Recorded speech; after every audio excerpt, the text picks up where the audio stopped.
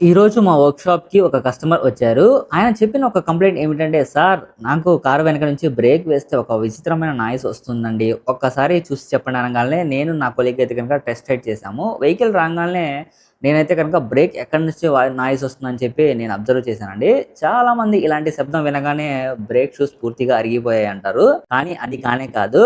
కానీ నిజంగా ప్రతి నాయిస్‌కి అదే కారణం ఉంటుందా? అదే విషయం ఈరోజు మీకు రియల్‌గా వర్క్‌షాప్‌లో ఉదాహరణ చూపించబోతున్నాను. నా పేరు రఫీ. నా ఛానెల్ ఎవరైనా కొత్తగా చూస్తుంటే దయచేసి సబ్స్క్రైబ్ చేసుకోండి. మొదట నేను కస్టమర్ చెప్పిన తర్వాత కంప్లెయింట్ కన్ఫర్మ్ చేయడానికి టెస్ట్ రైడ్ చేశాను. దాని తర్వాత వర్క్ అయితే గనుక స్టార్ట్ చేయించాను.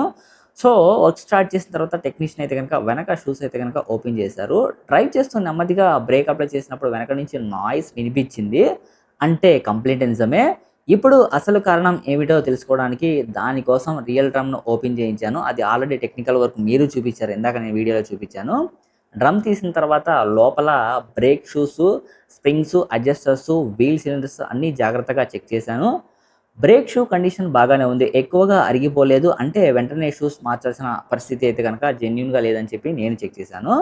కానీ ఒక్క విషయం మాత్రం కనిపించింది. డ్రమ్ లోపల బ్రేక్ డస్ట్ బాగా పేరుకుపోవడం వల్ల చాలా సార్లు ఇలాంటి డస్ట్ వల్ల కూడా బ్రేక్ వేస్తే చిరాకు పెట్టే శబ్దం అయితే గనక ఖచ్చితంగా వస్తుంది. అందుకే ముందు మొత్తం డ్రమ్‌ను, బ్రేక్ షూను కాంటాక్ట్ ఏరియాలో సరిగ్గా క్లీనింగ్ చేసి గ్రీజింగ్ అయితే ప్రాపర్‌గా అప్లై చేశానండి. ఇక్కడ ముఖ్యమైన విషయం ఒకటి చెప్పాలి. ప్రతి బ్రేక్ నాయిస్ అంటే కొత్త పార్ట్స్ వేయాల్సిందే అనుకోవడం చాలా తప్పండి. చాలామంది బ్రేక్ నాయిస్‌కి మార్చేస్తా ఉంటారనమాట. ముందు అసలు కారణం ఏంటో గుర్తించడం చాలా ముఖ్యం.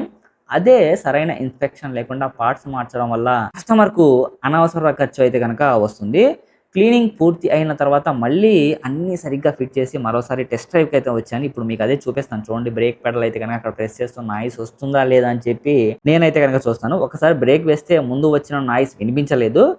బ్రేకింగ్ కూడా స్మూత్‌గా అనిపించింది. అంటే ఈ కేసులో సమస్యకు కారణం బ్రేక్ డస్ట్. దాన్ని క్లీనింగ్ చేయడం ద్వారా సమస్య అయితే గనుక పరిష్కారం క్లియర్‌గా సాల్వ్ అయిందని చెప్పి నాకైతే సమస్య పోయిందని చెప్పి అర్థమైంది. అయితే ప్రతి కారులో ఇలానే ఉంటుంది అనుకోవద్దు. కొన్ని సందర్భాల్లో బ్రేక్ షూస్ అరిగిపోవడం, డ్రమ్స్ డ్యామేజ్ అవ్వడం, స్ప్రింగ్స్ విరిగిపోవడం, ఇతర కారణాల వల్ల కూడా నాయిస్ రావచ్చు. అందుకే సరైన ఇన్స్‌పెక్షన్ చాలా అంటే చాలా మస్ట్ అండ్ షుడ్‌గా అవసరం అండి. ఎందుకంటే ఇది బ్రేక్ కంప్లెయింట్ కాబట్టి. మీ కారులో కూడా వెనక నుంచి బ్రేక్ వేస్తే ఇలానే శబ్దం వస్తే దాన్ని మాత్రం అస్సలు నిర్లక్ష్యం చేయొద్దండి. ఒక్కసారి ఆథరైజ్డ్ సర్వీస్ సెంటర్ లేదా నమ్మకమైన మెకానిక్‌తో ఖచ్చితంగా చెక్ చేయించండి. చిన్న సమస్యను ముందే గుర్తిస్తే పెద్ద ఖర్చు అవ్వకుండా ఉంటుందండి. సో, ఇలాంటి రియల్ వర్క్‌షాప్ కేసులు, కార్ మెయింటెనెన్స్ టిప్స్, సర్వీసు నేను నా ఛానెల్‌లో చాలా చెప్తానే ఉంటాను. సో, ఏదైతే టెక్నికల్ వర్క్ అయిపోయిన తర్వాత నేను మరలా బ్రేక్ టెస్ట్ కన్ఫర్మ్ చేసుకున్న తర్వాత నా కొలీగ్‌తో ట్రయల్‌కైతే వచ్చాననమాట. సో, ఆల్రెడీ తనకైతే గనక నేను వర్క్ నేర్పిస్తానే ఉంటాననమాట. తనకి చెప్తున్నాను. సో, కంప్లెయింట్ ఎలా ఐడెంటిఫై చేయాలి, కస్టమర్ వచ్చినప్పుడు ఎలా మాట్లాడాలి, ఏంటని చెప్పి నేనైతే గనక తనకు గైడ్ చేస్తున్నాను. సో, ఎలా ట్రయల్ చూడాలి, కస్టమర్‌తో మనం ఎలా ఎక్స్‌ప్లనేషన్ ఇవ్వాలి, ఫస్ట్ కస్టమర్ మనకి ఏ కంప్లెయింట్‌తో వచ్చారు, మనం ఏం చేస్తే కంప్లెయింట్ రెక్టిఫై అయిందని చెప్పి నా తోటి జూనియర్‌కైతే గనక నేను వర్క్‌ని నేర్పిస్తున్నానండి. తను కూడా నేర్చుకుంటున్నాడు. బట్ పనిలో పని మనమైతే గనక వీడియో కూడా క్యాప్చర్ చేద్దాము బాగుంటుంది అని చెప్పి తనగానే తను నవ్వుతూ సరే అన్న చేద్దాం అని చెప్పి అన్నాడనమాట. మాతో ఇంకొక గ్యాంగ్ మేట్ అంటే 3 మెంబర్స్ ఉంటామనమాట. తనైతే గనక మిస్ అయ్యాడు. తనుంటే బాగుంటుంది కొంచెం ఫన్నీగా అని చెప్పి నేను తనతో ఎక్స్‌ప్లెయిన్ చేశాను. సో, ఏది ఏమైనా బ్రేక్ నాయిస్ అయితే గనక రెక్టిఫై అయిందండి. దీంట్లో మనం ఏంటంటే గనక వెహికల్ 10,000 కిలోమీటర్స్ తిరిగింది. థర్డ్ సర్వీస్ జరిగిందనమాట రీసెంట్‌లీ. సో, వర్షంలో ఎళ్లారంట. సో, డస్ట్ అంతా కొంచెం లోపలికి వెళ్ళిపోయి డ్రమ్‌లోకి. సో, ఆ డిస్టర్బెన్సెస్ క్రియేట్ చేసేసేసి ఆ డస్ట్ వల్ల ఏంటంటే బ్రేక్ కొట్టినప్పుడు కర్ర కర్ర కర్ర కర్ర కర్ర సౌండ్ అయితే గనక క్రియేట్ అయిపోయిందనమాట.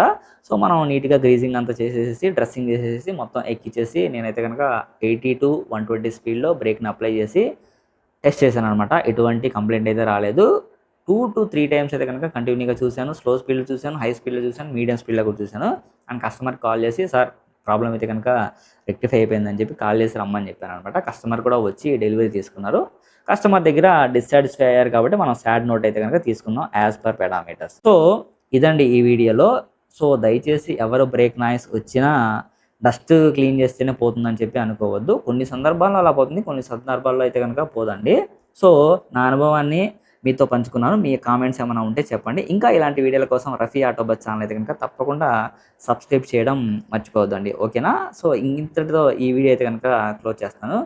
వీడియో నచ్చితే ఖచ్చితంగా మన ఛానల్ అయితే గనక సబ్స్క్రైబ్ చేసుకోండి మామ. ఓకేనా? Thank you so much. ఉంటాను.